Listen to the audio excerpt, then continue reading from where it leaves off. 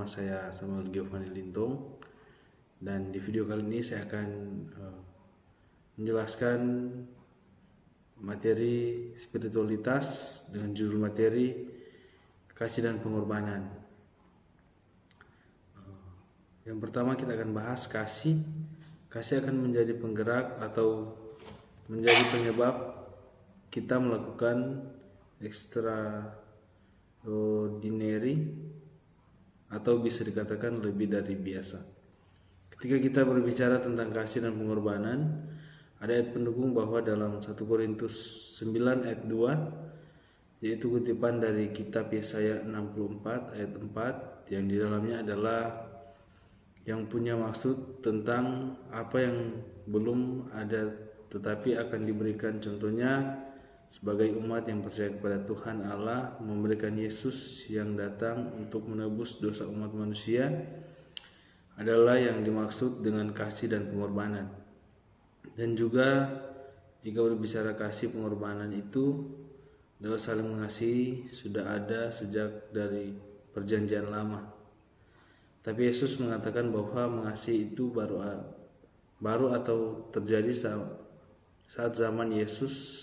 Jadi penjelasannya adalah bahwa tujuan mengasihi dalam perjanjian lama adalah mengasihi sesama seperti diri sendiri. Sedangkan dalam PB perjanjian baru, mengasihi itu diharuskan untuk semua orang. Karena dalam mengasihi sesama seperti diri sendiri dalam perjanjian baru, mengasihi sesama inilah tergantung seluruh hukum Taurat dan kitab para nabi. Dalam pelayanan kasih itu perlu karena dalam firman Tuhan mengatakan bahwa barang siapa kukasihi akan kutegur dan kuajar. Bagian kedua, kasih yang berkorban atau kasih yang melampaui batas. Tuhan Yesus memberikan contoh kepada kita bahwa bahkan Yesus tahu akan ada orang yang tidak akan menerima dia, tetapi Yesus tetap menebus umat manusia. Kasih Yesus di sini yang dibicarakan adalah tentang kasih yang rela mati di kayu salib untuk orang-orang yang berdosa.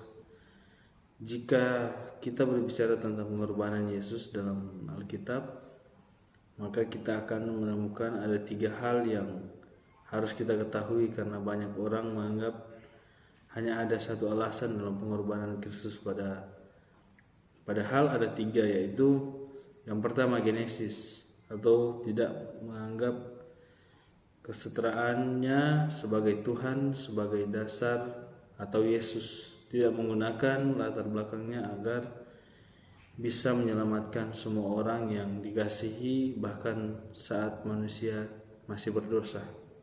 Yang kedua, inkarensi, yaitu masih dalam kandungan pun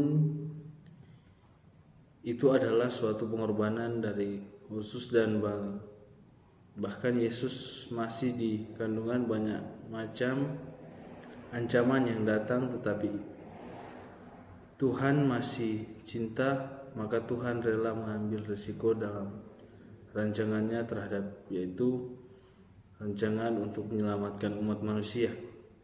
Dan yang ketiga, salib.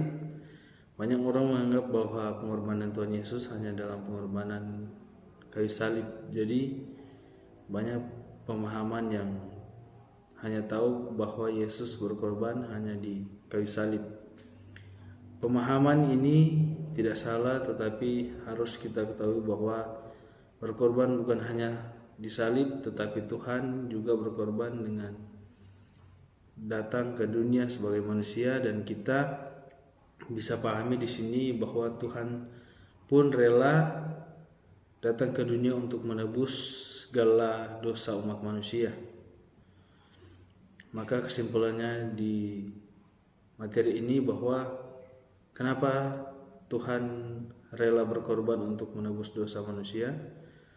Sebagai umat percaya kepada Tuhan, ketika dalam pelayanan, jika kita punya kasih, maka akan ada extraordinary, dan jika kita ada kasih maka kita akan terhindar dari